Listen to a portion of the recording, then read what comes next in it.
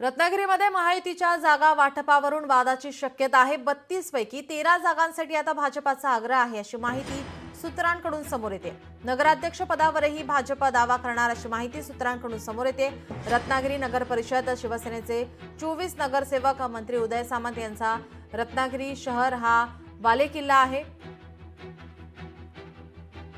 रत्नागिरीत महायुतीच्या जागा वाटपावरून वादाची शक्यता। 32 पैकी 13 जागांसाठी भाजपचा आग्रह असल्याची सूत्रांकडून माहिती। नगराध्यक्ष पदावरही भाजप दावा करणार असल्याची माहिती सूत्रांकडून समोर येते। रत्नागिरी नगर परिषदेमध्ये शिवसेनेचे 24 नगरसेवक आहेत। मंत्री उदय सामंत यांचा रत्नागिरी शहर हा बालेकिल्ला, त्यामुळे आता या ठिकाणी महायुतीच्या जागा वाटपावरून आता वादाची शक्यता वर्तवण्यात येत आहे।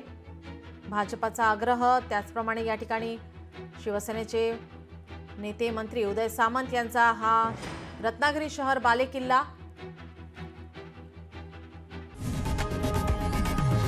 लोकशाही मराठी ऐका, पहा, जागरूक रहा।